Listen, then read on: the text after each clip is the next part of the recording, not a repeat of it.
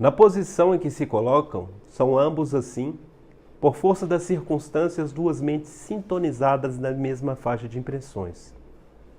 Porque enfraquecida qual se encontra, a enferma se submete facilmente ao domínio do rapaz, cujo pavor e cujo desequilíbrio se lhe transfundem na alma submissa e afetuosa. A alma submissa da mãe. Então todo o pavor ele transpassa para ela. É o processo obsessivo. Analisando o fenômeno, perguntei se a associação sob nossa vista poderia ser incorporada, comparada à incorporação mediúnica, qual a conhecemos. Então o capítulo aqui está, o que o capítulo nos traz? Mediunidade no leito de morte. Então está ocorrendo o que? A incorporação mediúnica. Ela, sem qualquer dúvida, o mentor Raulos explica, confirmou. Elisa traindo o filho num estado de passividade profunda que lhe sobrevém por motivo de natural desgaste nervoso e sem experiência que lhe outorgue discernimento e defesa, assinala-lhe de modo espontâneo as correntes mentais, retratando-lhe a desarmonia interior. Então, nada mais é que um processo de incorporação mediúnica. Ela não tem nenhum conhecimento da mediunidade, traz ali informação, sem experiência que lhe outorgue discernimento e defesa. Então, ela dá a passividade. Estando a desencarnar-se devagarinho, reflete-lhe as reminiscências do pretérito e as terríveis visões íntimas que lhe são agora familiares. De vez que a distância das libações costumeiras, o infortunato amigo padece as alucinações comuns às vítimas do alcoolismo crônico. Então ela começa a ter memórias de várias situações da vida. Aquele próprio transe, Então vai das alegrias, dos sabores, volta ao mesmo tempo ainda, pega as alucinações do filho, e o filho tem as sensações dela também, dos momentos, então é uma incorporação mútua ali de ambos, são sensações trocadas. Olha lá. O amigo do André Luiz, Hilário, ele comenta, céus, exclamou Hilário compadecido, como relegar uma velhinha doente à aprovação dessa ordem? É um primeiro sentimento que todos nós temos, Muitas vezes vê uma pessoa já tão desvitalizada, em avançada idade, e passando às vezes por um processo tão doloroso. Olha lá, não significaria isso clamorosa injustiça? O mentor Raulos ele explica então. Nós temos uma visão dos espíritos, das pessoas como se representam no corpo físico. Muitas vezes frágil, debilitada, mas o espírito não. Se o espírito está debilitado, é por concessão da própria conduta de pensamentos, por invigilância. Mas nós já vemos também muito ao contrário. Muitas vezes pessoas com aparência às vezes tão debilitada, mas basta a gente dialogar um pouco, vai ver quão forte é aquele espírito. Quanta energia, quanta paz ele traz. Então nós estamos percebendo que isso é notório do espírito. Então é o que ele nos traz aqui. Concordo em que é lamentável o quadro sobre nosso exame. Obtemperou o assistente, entretanto ninguém trai as leis que nos regem a vida. Elisa, com a presença do filho, recebeu aquilo que procurou ardentemente. É o desejo dela. Certo, apresenta-se na configuração passageira de um ancião penetrando a antecâmara da morte. Todavia, na realidade, é um espírito imperecível e responsável, manejando os valores mentais que se expressam e se conjugam segundo os princípios claros e definitivos. Então, é a nossa conduta mental é aquilo que construímos, é o quadro que elaboramos. Né? Quantas pessoas já vimos, né? Idosas, muitas vezes em avançada idade, mas espíritos fortes. O Divaldo ele nos relata, inclusive, né, sobre o que ocorreu no Japão. Sim, temos aqui, né, um exemplo. O Divaldo ele nos retrata, né, um quadro que ele presenciou no Japão, né, de um jovem americano, inclusive, que esse jovem praticava halterofilismo. E como todo, né, norte-americano, né, uma estatura elevada, e halterofilismo, né, a culturação dos próprios músculos, então um físico muito avantajado, muito forte. Mas ele estava em plena perturbação espiritual. E quando, né, ele, né, não vou contar toda a história, né, mas o quadro que se desenrola é que por algum motivo, né, ele foi agredido verbalmente e ele quis entrar em reação. E aí nisso, né, um velhinho de aproximadamente 80 anos pediu: não, ninguém entra em conflito com ele não, pode soltar ele, deixa ele vir aqui em mim.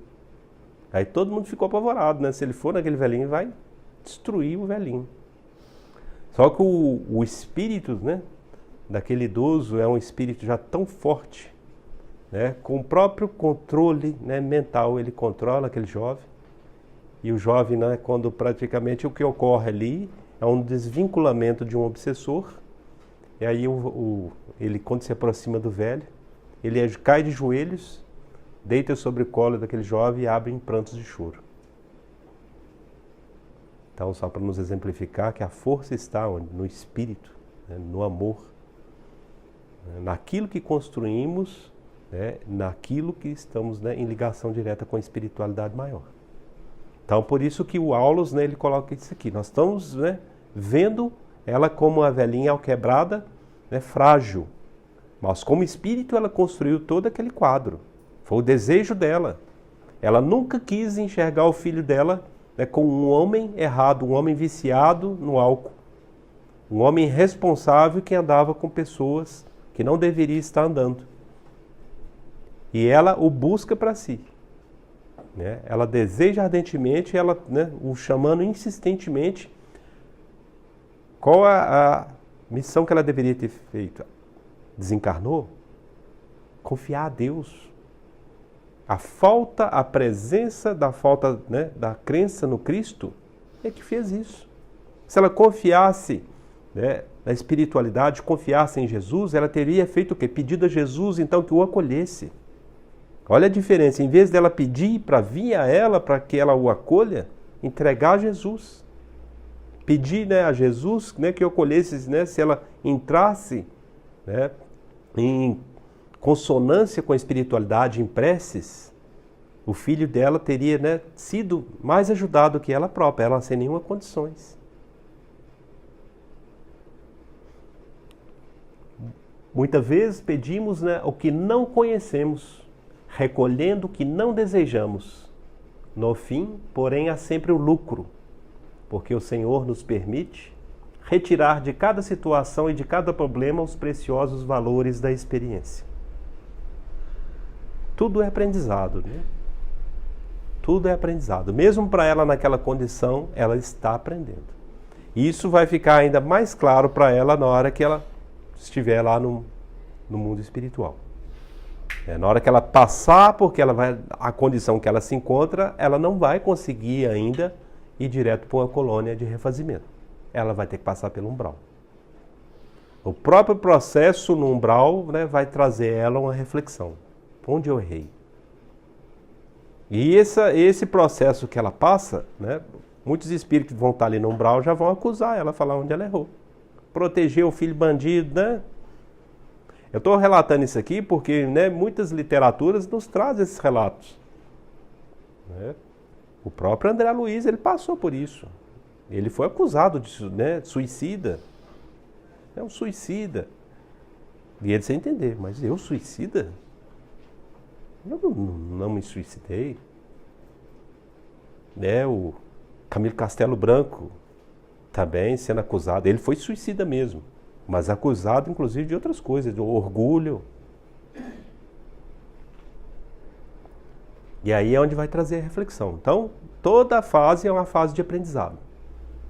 Doloroso? Poderia ser mais suave? Poderia. Mas é exatamente o que coloca ali. Ó. Pedimos o que não conhecemos, recolhendo o que não desejamos. Por isso o importante, o conhecimento, o conhecer. Daí a insistência da espiritualidade para que estudemos. O conhecimento nos traz, então,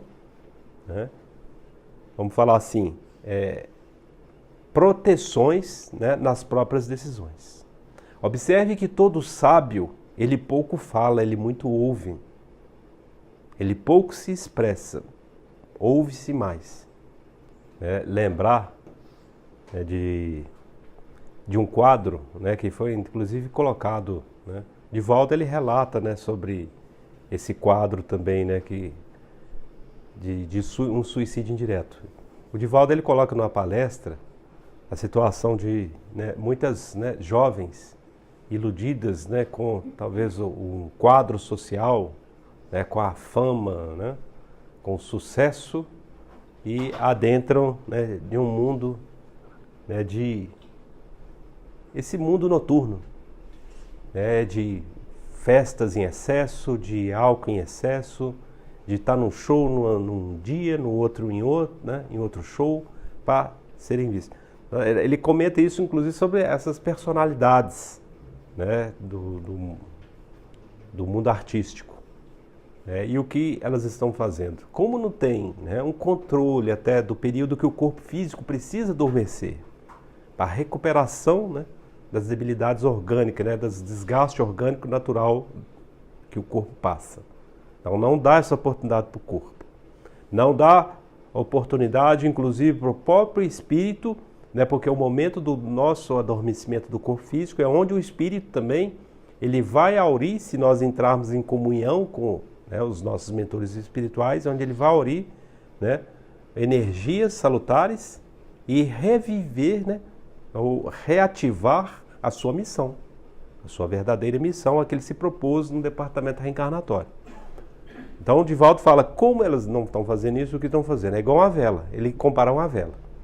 Se você acende uma vela de um lado, ela vai queimar, vai levar um determinado tempo. Isso é a vida corpórea. Como eles estão fazendo o quê? Eles queimam a vela, acende dos dois lados. Então reduz esse tempo. Ela vai queimar mais rápido. Então ele traz esse exemplo, esse quadro, e é o suicídio involuntário. Involuntário, entre aspas. Sabem que estão gastando energia ali e não repõem essas energias. Aulus, aceitando-nos a colaboração, desligou o rapaz. Há um pedido, então,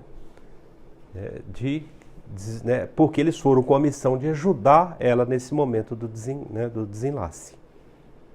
Então, eles, na primeira missão que eles foram, observaram todo o quadro, até como uma forma de instrução para André Luiz e para Hilário, e agora ele vai fazer o quê? O desvinculamento do espírito olímpio com o da mãe.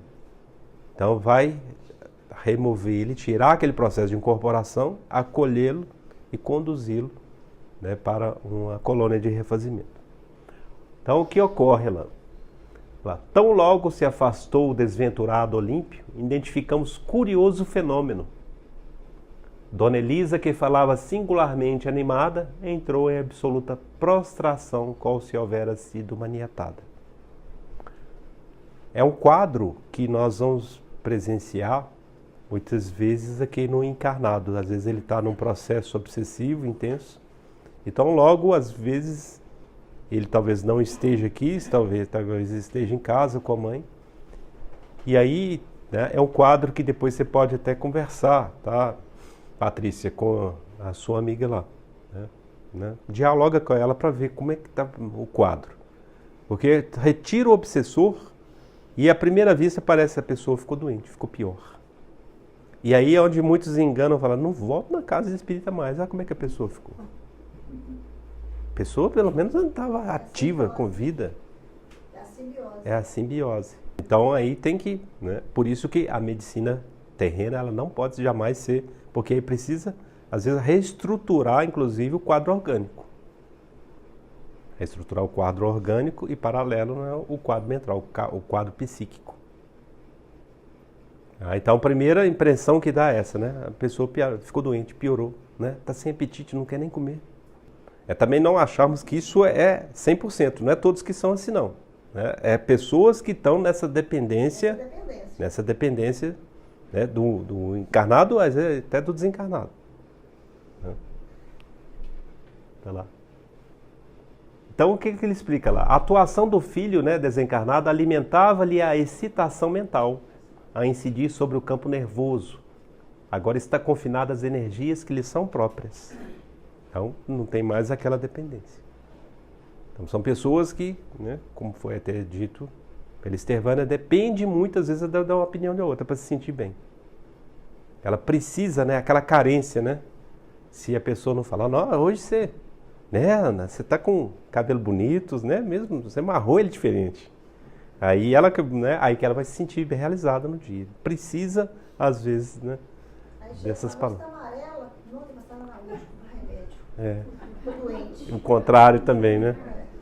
Aí acha que está mal mesmo e fica doente. Exatamente. Fica doente, porque aceita, né, aceita aquele quadro que foi colocado. Reparei que a agonizante estimaria conversar com a filha. No entanto, incoercível sofrimento constrangia-lhe o tórax. A língua não mais lhe obedecia o comando íntimo. Teve a noção de que lhe cabia fazer a viagem ao túmulo. Então agora ela percebe claramente, ela quer conversar com a filha. Acabou aquela vinculação do espírito obsessor do filho. Então ela já se sente mais, né, senhora de si mesma. Mas o corpo físico já não responde às ações do espírito. Como se um relâmpago lhe rasgasse a noite mental, num desses raros minutos que valem séculos para a alma, reviu apressadamente o passado. Então ela percebe, né, porque que nesse momento o que ela percebe? Teve a noção de que lhe cabia fazer a viagem do túmulo. Então nesse momento, né, ela começa a rever todo o passado, a toda a sua vida, né? Todos os quadros principais vão sendo retratados. Por isso que não pode se cometer a eutanásia, porque às vezes vai romper esse momento que é necessário para o espírito. E olha o que vai se desenrolar aqui, ó. Todas as cenas da infância, da mocidade e da madureza reapareceram de inesperado no templo da memória, como que a convidá-la a escrupuloso exame da consciência. Aí é onde ela vai perceber onde ela errou. Aí ela vai ver onde ela errou com o filho. Onde foi o erro dela. E teve o erro dele também, né? Porque a mãe e o pai também, se o filho não tem sucesso, não se culpem, né? Não carreguem isso também eternamente achando que se o filho não foi bem sucedido, se o filho for um fracassado no casamento, no emprego, no trabalho, eu que sou culpado de tudo. Não, mas eu tenho outro filho que não é assim. Então não é a educação, é o próprio espírito, a construção do espírito. Então esse exame de consciência vai retratar o erro dela, mas também o erro do filho. E aí ela fala, meu filho errou nisso e eu acobertei. Aí foi o erro dela, foi ter acobertado o erro. E aí então ela transita agora para o mundo espiritual, mas já com a consciência de onde ela errou. Então ela vamos falar assim, abre um caminho que possibilita, né, os orientadores espirituais acolhê-la. Quando se comete a eutanásia, rompe-se esse processo. E aí a dificuldade, né, de um acolhimento, né, dos mentores espirituais se torna mais difícil. Nós temos relatos aqui, vários exemplos de, às vezes leva 15 anos, 50 anos. O espírito está ali, ó, né, se culpando, o erro, está ali na casa, não quer sair, quer ver o que consegue fazer ainda pelos que ficaram. Ou, se já desencarnou, seria o exemplo desse, e vai atrás. E não o encontra porque, apesar de estarem na mesma sintonia, mas, né, a sintonia dele está muito ligada ao vício do álcool.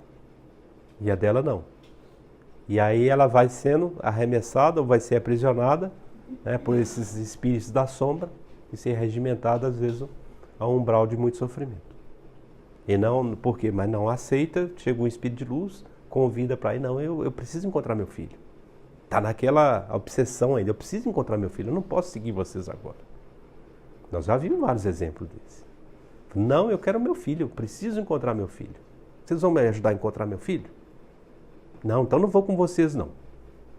Né? Continua renitente. Né? Naquilo, no erro, não quer acordar, não quer despertar. Então por isso que esses momentos finais é importante deixar que ocorram naturalmente. A contribuição nossa tem que ser de que, igual a filha fez, a prece. Com a prece que a filha faz é que possibilita todo o trabalho da espiritualidade, ajuda a espiritualidade a iniciar o processo até do desligamento do irmão.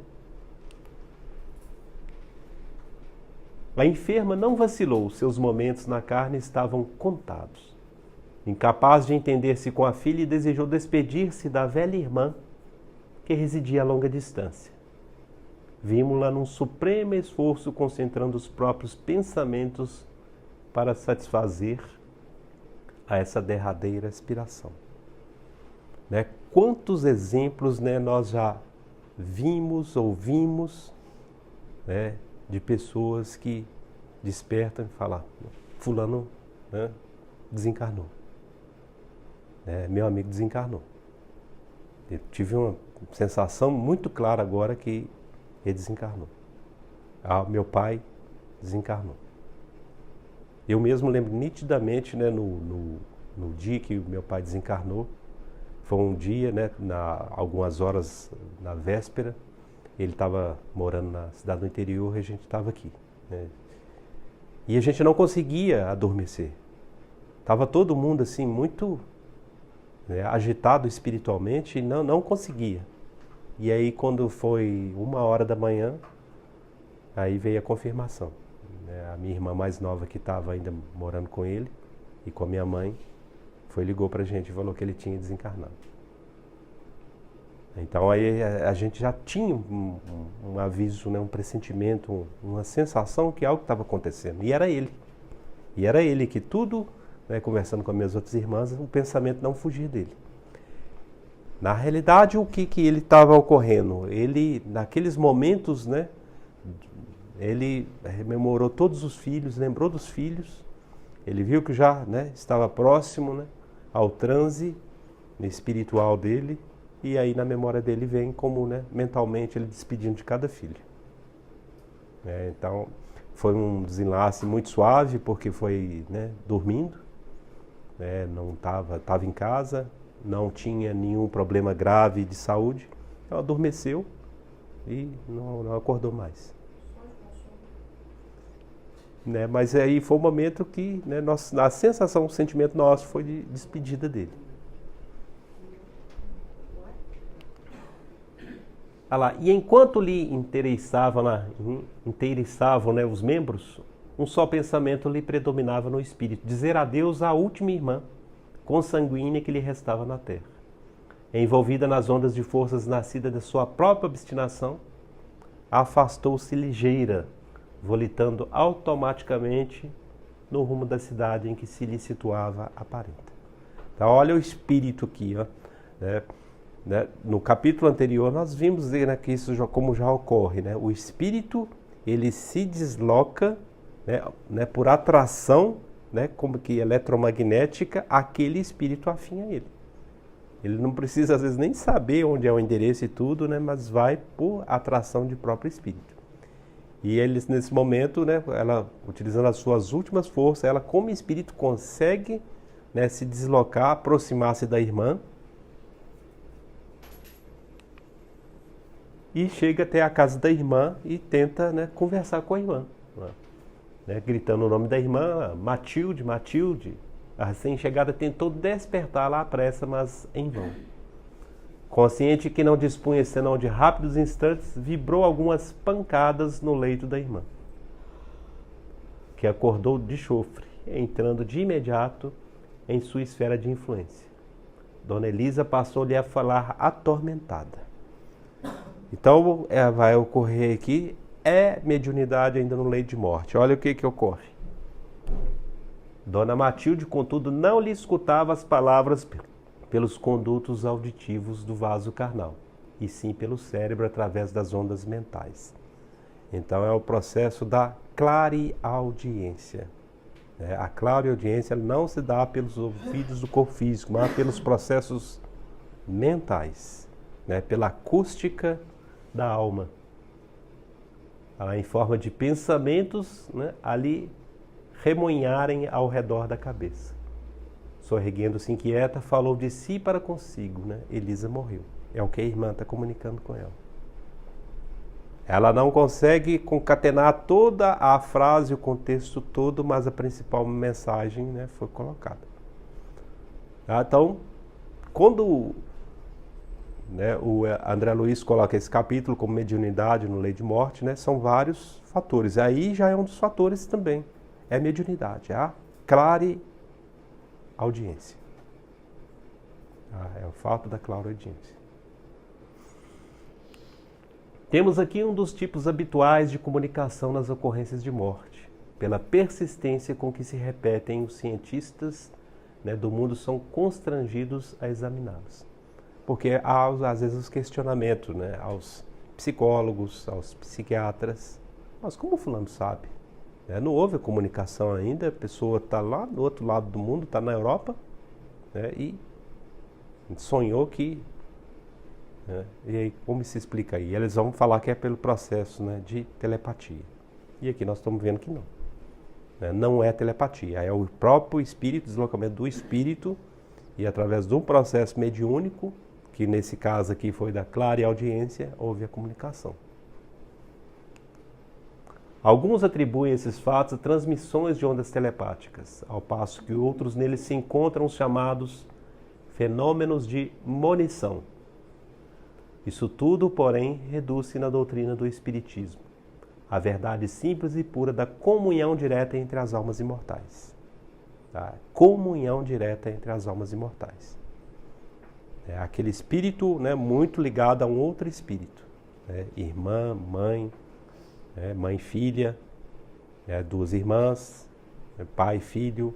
A comunhão direta, uma ligação de espíritos que já se reencarnaram juntos, talvez já há séculos que eles estão juntos. Então eles têm uma comunhão espiritual muito próxima, muito junta. Há espíritos que têm uma comunhão tão ligada, tão forte um com o outro, que ele tem as sensações do que um outro está passando. Se é de doença, o outro percebe que o outro está ficando doente. Não que ele vá ficar doente, mas ele tem a percepção. Vai perceber, minha irmã não está bem. Eu vou entrar em contato com ela. Então, é a comunhão de almas imortais. Monição, só trazendo aqui o significado, é uma revelação, às vezes pelo sono, de acontecimentos presentes ou passados. Então, porque ele traz esse termo aqui para nós, os fenômenos de monição. Nesse ponto aqui. Fenômenos de monição.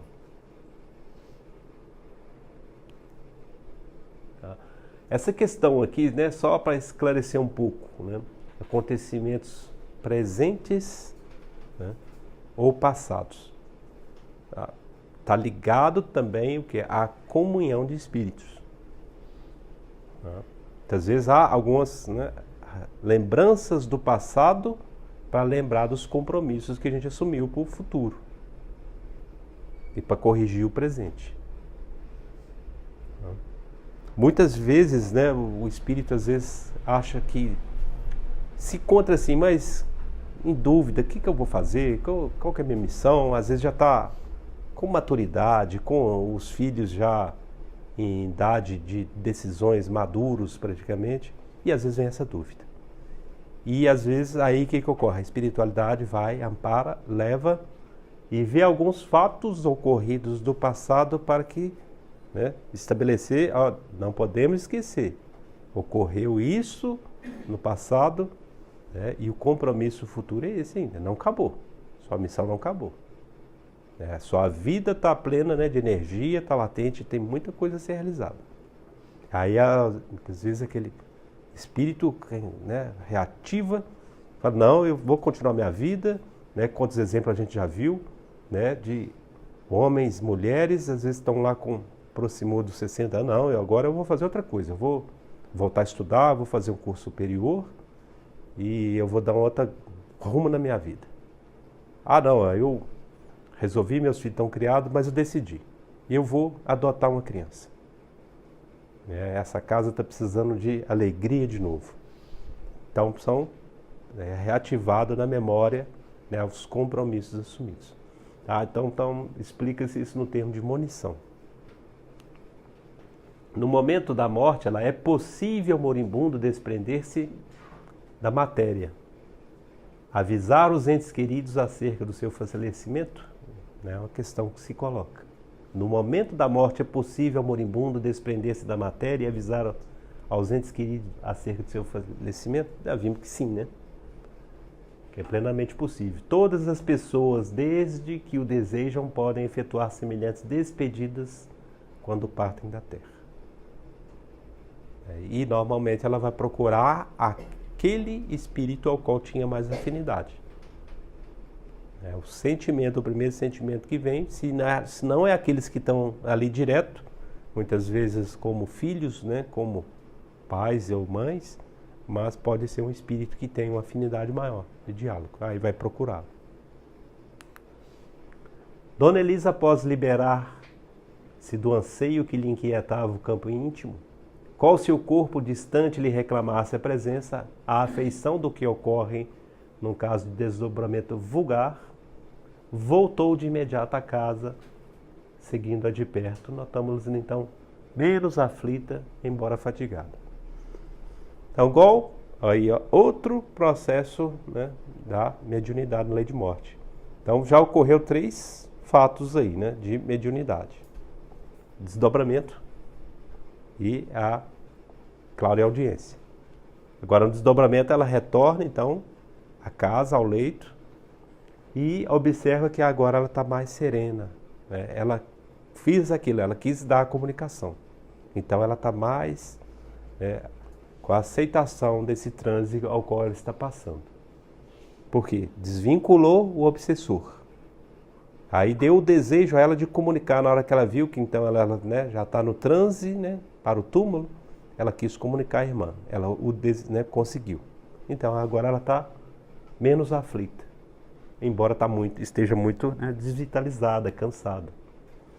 No aposento familiar, quis reaver o veículo físico, satisfazendo aos velhos hábitos como se a realidade lhe constituísse tão somente estranho pesadelo.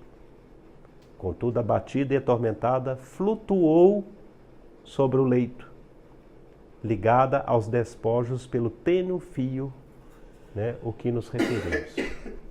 Ela volta, procura ainda o corpo físico, igual no próprio processo de desdobramento. A recém-desencarnada de alma presa resistia à fome de repouso que lhe castigava o pensamento. E ela encontra-se indecisa. Ela está na dúvida: eu estou viva ou eu já estou, né, do outro lado? Era muita dúvida, ela indecisa e agoniada, sem saber definir se estava viva dentro da morte ou se estava morta dentro da vida. Então é aquele transe. Muitos espíritos, né, passam, ainda fica muito tempo assim. Mas eu morri? Será que eu morri? Será que eu estou vivo? Hilário fixou o laço prateado entre o ponto hirto e a nossa amiga recém-liberta e indagou: não poderemos colaborar no desfazimento desse cordão incômodo? Porque ali o desenlace dela já estava quase realizado. Como o corpo, vamos falar, como o corpo físico, né, o corpo já não correspondia mais. mas ainda tem os laços ainda estão ligados. Por isso que o espírito está naquela dúvida ainda ali, ó. Ele não sabe e ela, né, quer repousar, quer descansar. A gente poderia então desfazer esse cordão incômodo? O Aulus ele vai nos responder, né? Não. Explicou, né, o orientador. Esse elo tem sua função específica no reequilíbrio da alma. Morte e nascimento são operações da vida eterna que demandam trabalho e paciência, mesmo no momento desse, né? Então existe, ele vai estar explicando que existe uma equipe de espíritos especializada nisso e que o trabalho ali é de muita paciência. Tá? Ele não pode, né, ser rompido ainda, né? É um desenlace, ele tem que ser realizado de uma forma suave. O mais suave que ele ocorre é quando o espírito já é levado à ordem moral, né, superior, um espírito mais evoluído. Além disso, há companheiros especializados no serviço de libertação última. A eles compete, né, o toque final. Tá? Então, assim, ele fecha, né, esse capítulo e nos trazendo, então, nesses grandes, né, ensinamentos, né, sobre mesmo no leito de morte, né, a mediunidade ela vai estar presente, né, em várias situações. A prece, né, rememorando o capítulo anterior, mediunidade e prece, nós que estamos, né, então, dentro da casa espírita, a prece, né, tem que ser o nosso, né, bastão, né, o nosso bastão de ancorar, né, de luta. A vigilância é o campo mental, recordando, né, todos aqueles ensinamentos do livro Enigmas da Desobsessão. O controle ao nosso campo mental. A vigilância aos nossos pensamentos. Muitas vezes o pensamento ele vem e martela de novo. Eu estou tentando, mas toda hora me vem aquele pensamento. Eu não consigo desvincular desse pensamento. Nós temos que, então, fazer algo que interrompa isso. Por isso que o trabalho é uma dádiva divina, porque o trabalho faz com que a gente, às vezes, rompe esse processo. Ou se eu não posso executar um trabalho agora, eu posso fazer uma leitura. É um outro meio de estar rompendo. Quando a gente não consegue se desvincular daquele pensamento, mas toda hora me vem aquele pensamento. Eu não consigo, né, vencer, toda hora vem. Eu tento pensar outra coisa, o pensamento me volta. Então, uma forma é essa. A leitura ou o trabalho. Então, aqui a gente fecha esse capítulo. Tá? Agradeço a presença de todos.